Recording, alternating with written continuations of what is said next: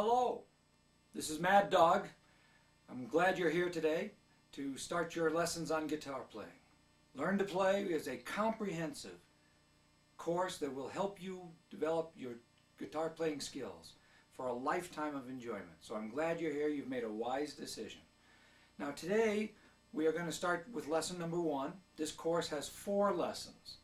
And we are going to go step by step, and by the time you're finished with these 4 lessons, you will be playing guitar like my friends Eric and Jimmy and all the others that have gone on before. Now, the way this course is designed is it's very comprehensive in nature. And so as we go through the lessons, each lesson is recorded, intending for you to watch it many, many times. I've just filled each lesson with tremendous amounts of material, far more than you can learn at one sitting. So feel free to stop the tape, take some notes, go through a part over and over again until you feel comfortable with it, and then proceed to the next step. Okay? Does that make sense? Yeah. All right, so we're going to learn how to play the guitar. Here we go. Now, first of all, when you pick up any new instrument, you want to learn about the instrument itself. So we're going to talk about the guitar itself. This is an acoustic guitar. It's actually an acoustic classical guitar because it has nylon strings. And you play classical music and flamenco music and other types of music that lend itself to the classical sound. The other main kinds of guitars that you see on a regular basis would be an acoustical steel string guitar for folk music and country music and those kinds of that kind of music, that genre. And then of course for rock and roll and for other things and jazz and other kinds of guitar players, they of course use electric guitars. And there's a number of different kinds, and beyond the scope of this particular lesson to talk about that. But let's get started, shall we, in talking about the various parts of the guitar. No matter what kind of guitar you're holding, it has the same ingredients or the same elements that will make up the parts of the guitar. This part of the guitar is called the body of the guitar. And if you see this hole here, in acoustic guitars, you have a sound hole. The sound is created inside the body and then comes out of the sound hole because of the vibrations involved, which we'll talk about in a minute. But the quality of an acoustic guitar is very, very dependent on the quality of the workmanship and the materials that go into the guitar. Even though some guitars cost $100 and other guitars cost thousands of dollars, they look the same to an untrained person. But the difference is in the quality of the workmanship, the quality of the materials, and the quality of the tones that it produces. Okay? So this is the body. This is the sound hole. Almost all guitars have 6 strings. We've seen recently where we see a number of rock and roll people starting to play 7-string guitars. That's a recent addition, and to me it's just it's a trick. It's a temporary little thing it's not gonna catch on. Traditionally, over hundreds and hundreds of years, guitars have had 6 strings, and it's plenty for a good musician. All he needs is 6 strings. Okay, this down here where the strings begin is called the bridge. Regardless if it's wood on most acoustic guitars, and it's steel on most electric guitars. Steel allowing it to have more sustain, and it resonates better for steel on electric guitars. But on acoustic guitars, it's usually made out of wood, and you have 6 strings coming across. This is called the neck of the guitar. The neck. These each are frets, individual frets. 1st, 2nd, 3rd, 4th, 5th, 6th, 7th, so on, all the way up to this is 12th fret. And so you can see that these are the different frets. Each fret creates a different sound, of course. This is the head of the guitar. So we have the body, the neck, and the head. These are the tuning pegs, which allows you to tune the guitar, which we'll talk about in a minute. This white piece, right, this ivory piece is called the nut. So the sound of a guitar string goes from the bridge to the nut. What you do, this doesn't affect, you can put your hand there and it doesn't affect the sound of the string. It goes from there to there. When you play, put your finger on a fret, what you are really doing in effect is creating a new nut in a different location. The sound of a string, the tone of that string when you play it, depends on the distance of the string, the tension on the string as far as tuning it up or down, and the size of the string. And each string is unique in terms of size, and with the tension properly, then you will hit proper notes, proper tones, which will cause the proper vibration, which ultimately is what creates the sound. Okay? Let's talk about holding the guitar. The truth is that holding the guitar is very important for proper technique. It is critical that you develop good practices and good habits with one playing the guitar. Otherwise, you'll find playing the guitar much more challenging. So when we play the guitar, we sit up straight, and there are two ways to hold the guitar. One is on your right knee, assuming, of course, that you're playing a right-handed guitar, which most of you will be. If you're playing on the right knee, this is the style that most people play in. Most folk people or country or rock and roll, this is how they normally play. Classical guitar players and flamenco guitar players play with the guitar in between the legs. And, you know, there's not a right or wrong. It's just a matter of what you feel comfortable with. So you should practice that and see if the key is that this hand, your right and your left hand, are comfortable in the positions that they need to be in. So, but most people play like this, and so I think this may be the way we want to practice. Okay? All right. Now, let's talk about a couple of other things before we start actually getting into the guitar. You will see as you watch guitar players, and I recommend that, you can learn an awful lot by watching the guitar players with a critical eye. And when I mean that, what I mean by that is not criticizing them, but actually listening to the way they play and learning from them. You can learn a lot about the guitar from all sorts of different players. So as you watch them, you'll notice that some players in the right hand, many players will play with a guitar pick. Now a guitar pick is an item like, they come in different shapes, but the guitar pick allows the guitar player to pluck the string like that, and it allows some variety and some speed that players that without a guitar pick don't have. So in rock and roll specifically, you'll see an awful lot of guitar players, the vast majority of them, using a guitar pick. It gives a crisper sound, cleaner sound, and it allows them to move a little quicker. You can actually double pick and that kind of stuff, if you know what I mean. Okay, so this is one method which most people use. However, it's not necessary to use a pick. There's a lot of very, very fine guitar players that just use their thumb.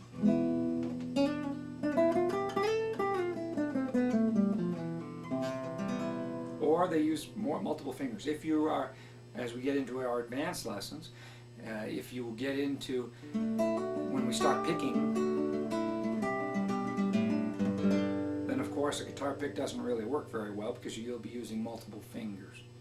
But at the beginning, as you're practicing, you can keep the pick in reserve, but we're just going to practice without a pick. We're going to just practice some simple strumming techniques and other things, and you can use your thumbnails as a make-do pick, and then you can also switch to picking simultaneously. So if I'm playing a soft ballad that I'm going to include some picking and some strumming, then I would not use a pick on that. I would just use a combination of my fingers, and I would use a combination of my two fingernails, my thumbnail and my fingernail. Okay, so but just be aware that the pick is when we start doing some rock and roll soloing in lesson 4 and things, you might want to have that pick ready to practice with that too. It's really a matter. It's not a right and wrong issue. I'll tell you, for example, from Dire Straits, Mark Knopfler, an excellent guitar player, never uses a pick, always uses his thumb.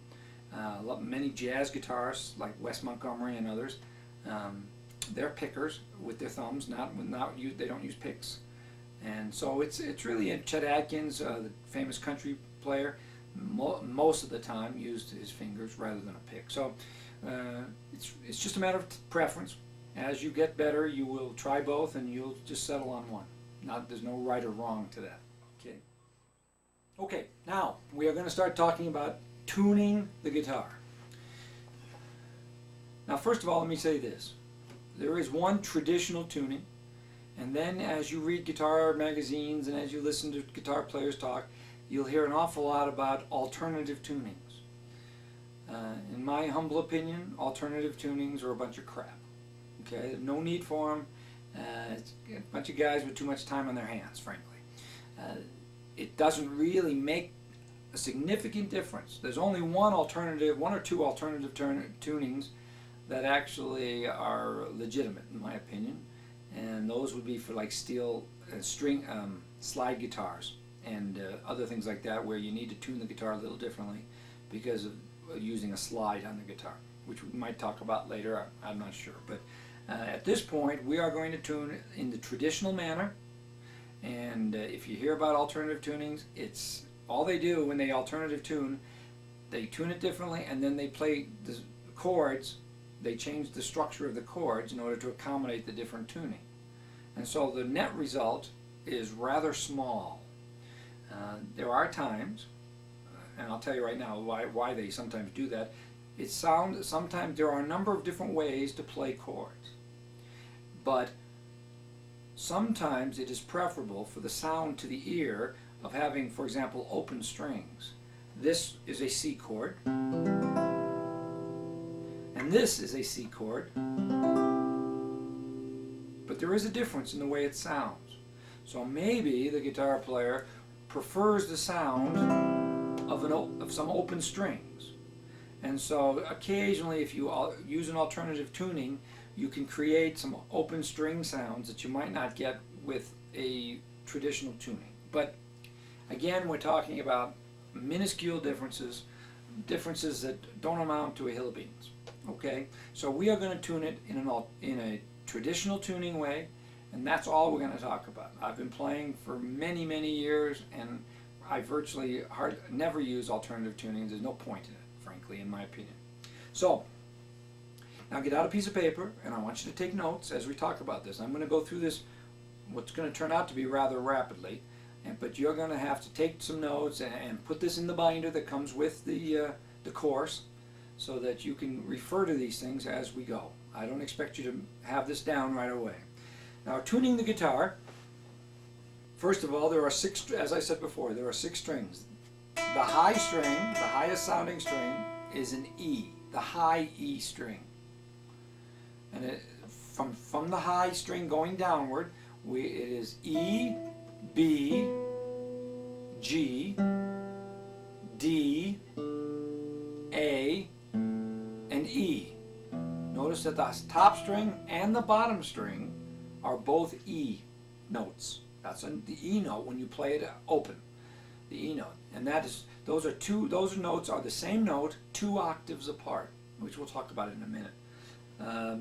But that's important for you to know. So when we tune the guitar, there are 2 major ways to tune the guitar. One is you can go out and you can buy a guitar tuner. And when you hit the string, the guitar tuner will tell you if you're flat, which means it's not up enough, or you're sharp, which means you're a little too tight, and so you have to bring it back down. And it will tell you when you're exactly on the money in terms of in tune with the A note, for example, vibrates at 440 something megahertz or something. It vibrates at a specific frequency, which is 440 something hertz. Okay, I don't care. And everything is tuned from there. So it's. But anyway, if you want to tune it manually, if you don't have a guitar tuner, which is fine, then what you would want to do is set one of the strings at a comfortable pitch. And sometimes, especially for new players, I recommend that they tune the guitar a little bit softer, a little bit lower than a traditional tuner would set you at. If you're going to play with another instrument, you have to, of course, tune to the 440 cycles on your A note. That way you can play with a piano or a trumpet or a violin. If you tune to on a different frequency, it will not sound right. You just won't. So you have to use a tuner or another instrument to tune up if you're going to play with something. But if you're playing by yourself, it's absolutely immaterial. You don't need to tune to the perfect pitch. You can tune the guitar relatively, we call it, and as long as each string is in tune with each other, it will sound fine. And if you tune it down, maybe a half step or so, which I'll talk about in a second, then it will be a little easier on the fingers. You don't have to press the strings down quite as hard, and so it'll be a little easier to learn how to play. Okay.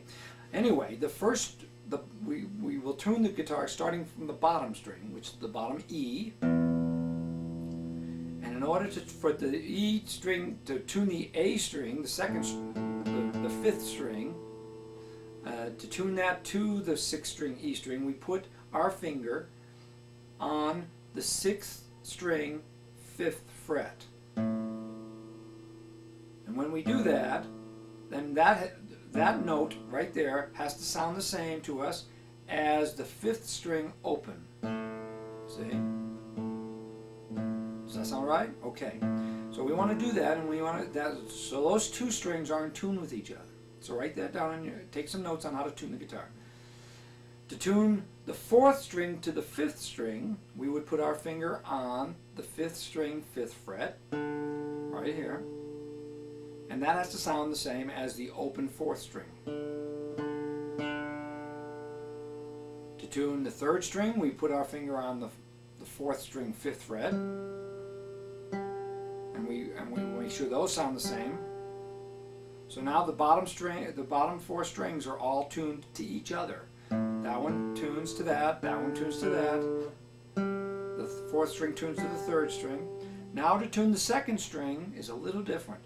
On the second string, we put our finger and we push down the fret, the fourth fret of the third string. So that's open, 1, 2, 3, 4. So the fourth fret has to sound like the open second string. The fourth fret of the third string, is the open string of the second string. Okay, the open sound. All right, so that sounds like that. And you'll find out why that is, but it's not critical at this moment to understand it.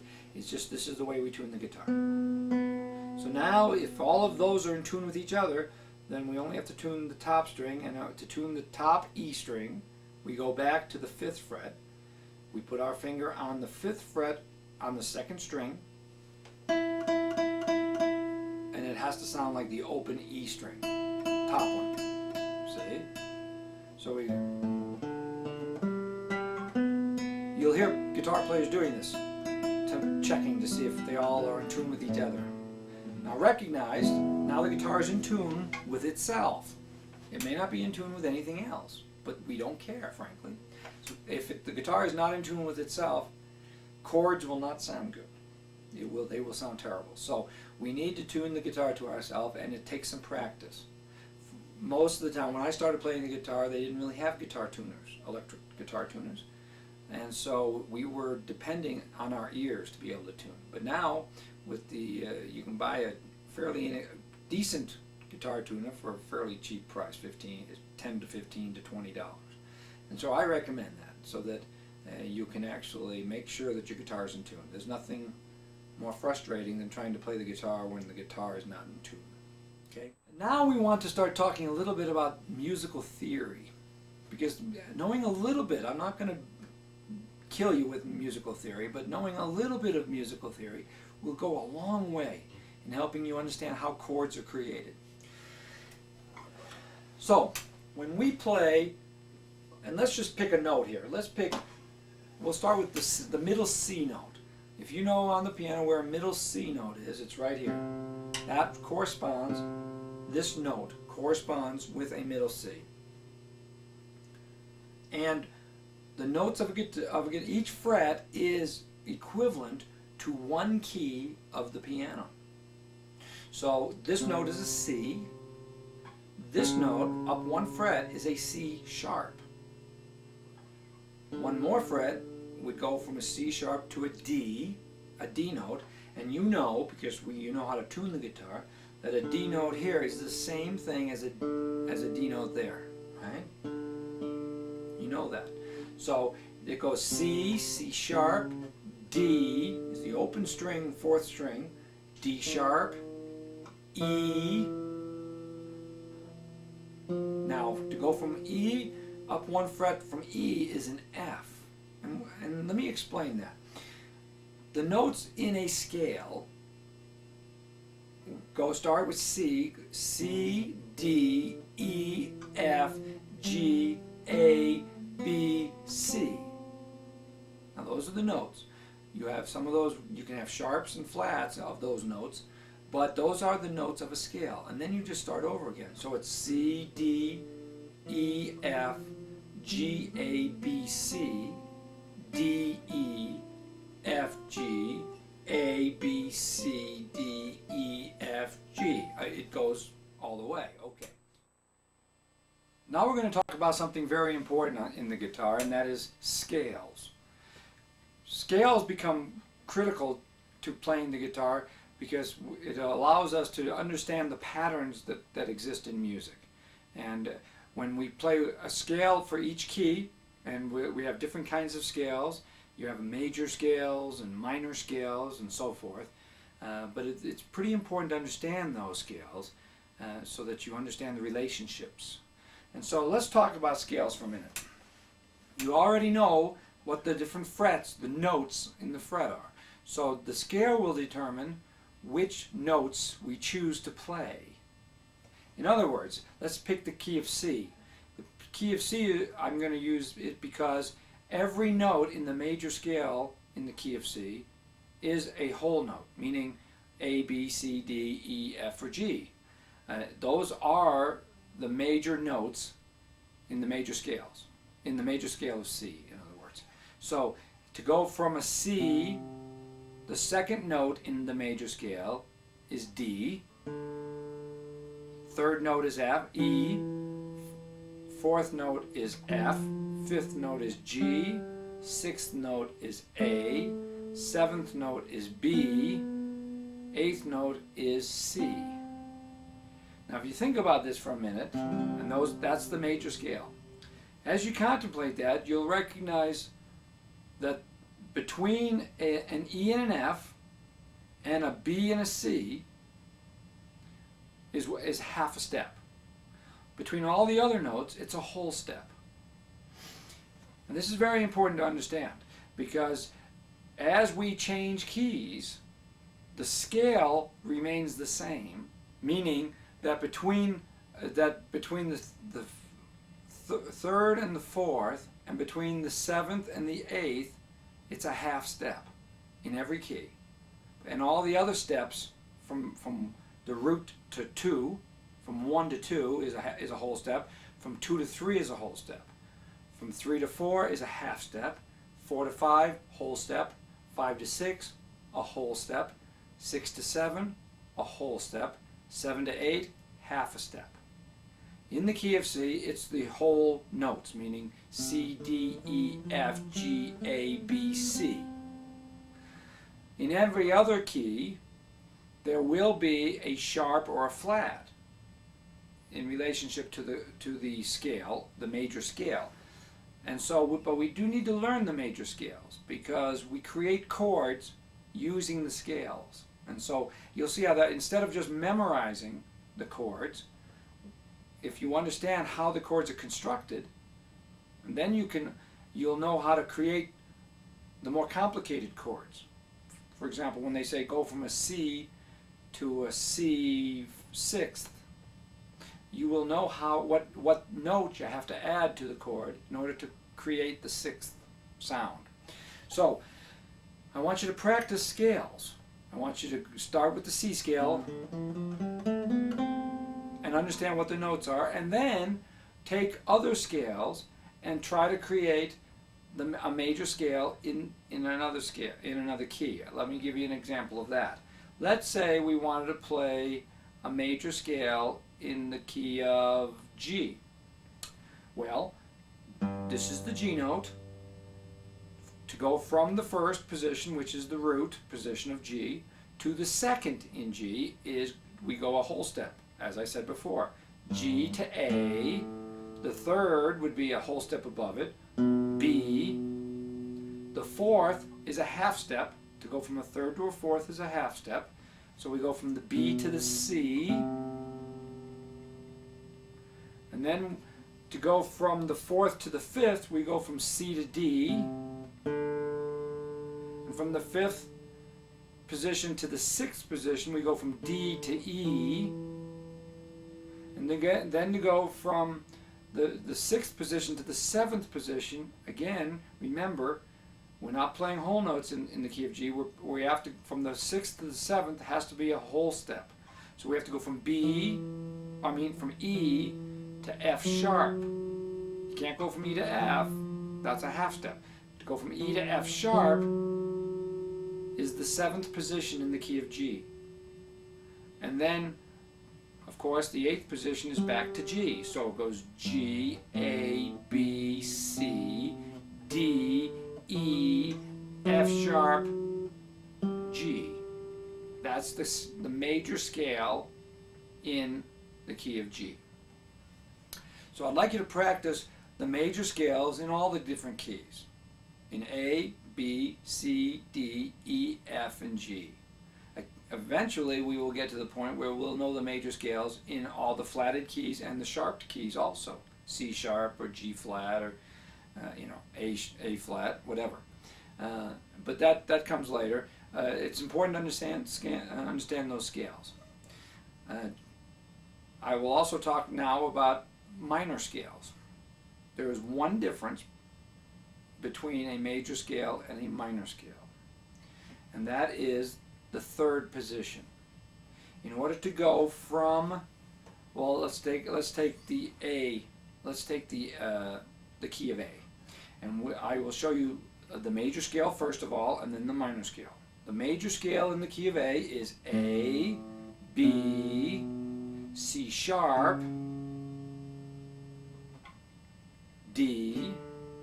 That goes, the second in A would be B, the third in A would be C sharp, the fourth in A is D, the fifth is E, the sixth is F sharp, the seventh is G sharp, and the eighth again is A. Right? Okay, that's the major key. And if you want to get a piece of paper out and jot it down and keep track of it that way, that's a smart way to do it. It's really good to be able to look at the paper while you're practicing your scales, and you can that will be a big help to you. Now, as I said to you, the difference between a major key, the major scale and the minor scale is that on the minor scale, all we do different is we flat, drop one fret, we flat the third. So, if I was going to play a major scale in A, it would go A, B, C, D, E, and so forth. The minor scale in A goes A, B, C, D, E, F sharp. See? Does that make sense? Listen to the difference. Or you can hear the difference, can't you?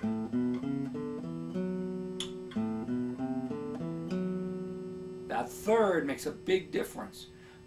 Lots of music is significantly different in a minor key versus a major key. Sad songs, ballads, slow material, other kinds of things, many times are written in a minor key as opposed to a major.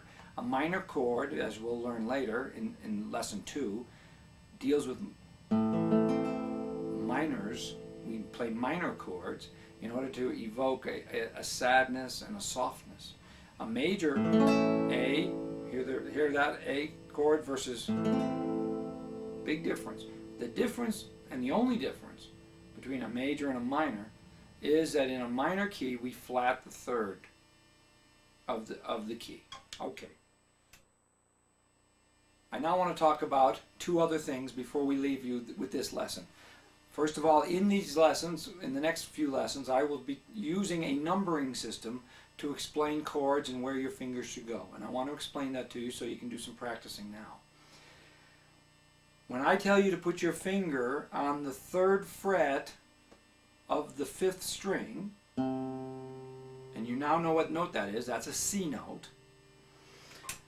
The way I will say that from now on is I call that number, or that place on the fretboard, I call that a 53. 5th string, 3rd fret. So I say, if I say put your finger on 53 or put your finger on 42, 42 would be 4th string, 2nd fret. If I say 23, it would be the 2nd string, 3rd fret. Okay? If I said 61, it would be the 6th string, 1st fret. And if I said 12, 12 is the 1st string, 2nd fret. So I might say in a chord, and this will be in the second lesson, but I might say put your first finger on 32, put your second finger on 12, and put your third finger on 23. And if I said that, if you put those 3 fingers on, you have just made a D chord.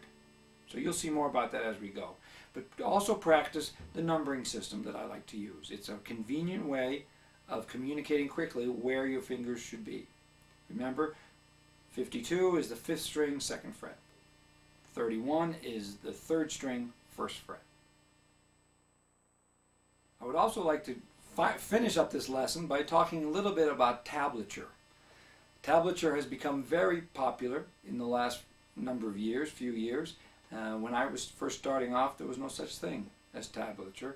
But now if you go on the internet, or a lot of younger guitar players are using tablature, or tabs, guitar tabs they call it. And it's a very effective way of communicating certain types of guitar pieces. Tablature, just so you know, and if you'll go on the internet and download some tablature, you'll see tablature has 6 lines going across the page.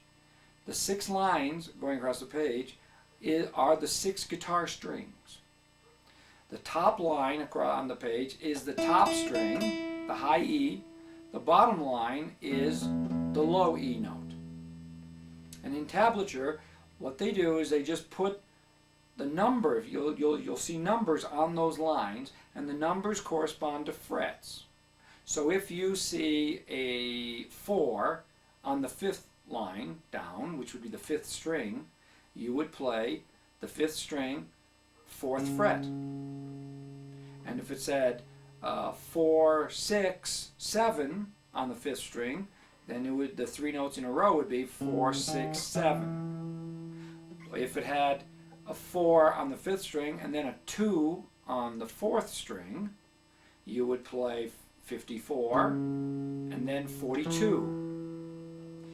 Tablature is an effective way to teach and to show riffs to guitar players. A riff is a short musical phrase that really sets the song apart from all other songs. In classic rock, we have some real famous riffs.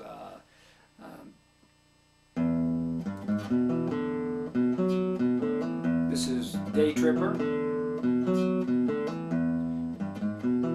And if you wanted to learn Day Tripper, you would have to sit back and try and figure out the notes. But if you looked at tablature would show you that you start Day Tripper with a 0 on the 6th string. When there's a 0 on the string, it means that the string is open. So it would have a 0, then it would have a 3 on the 6th string, then a 4 on the 6th string, and then a 2 on the 5th string. So it'd be, and then it would have a 2 on the 4th string, and then it would have a 0 on the 4th string, then it would have a 2 on the 5th string, and then it would have a 4 on the 4th string, then it would have a 2 on the 5th string, then it would have a 0 on the 4th string, and a 2 on the 4th string. And with those string of numbers on those strings what you get is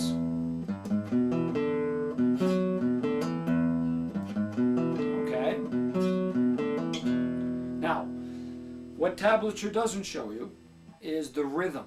So if you want to figure out a My Girl, if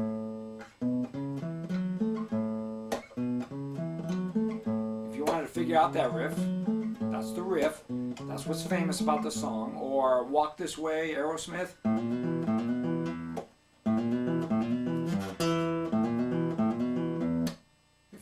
If that's the riff you want to figure out, there are some songs you literally can't play without knowing the riff.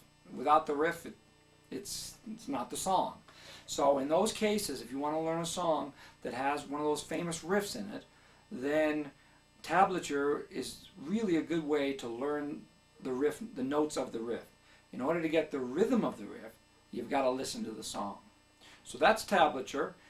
Familiarize yourself a little bit with tabs, and also work on your scales. And what we'll do in our next lesson is we're going to begin working on chords. Okay, so I think that's it this lesson. You've learned how to tune the guitar, you've learned the notes on the fretboard, you've learned how to put together, hopefully, at least you understand something about the scales involved, major scales and minor scales. I want you to work on all those things. I also want you to take a look at tabs, download some tablature, take a look at it, and get familiar with that, because that will really help you in picking up some of those riffs that I talked about. Well, after you've practiced all that, watch this tape a number of times, go through it. There is no time frame that's necessary to accomplish it in. And as soon as you understand all the things we've talked about in lesson number 1, then we will move on to lesson number 2, where we're going to start putting together some chords and working on chords. So I will see you in lesson 2.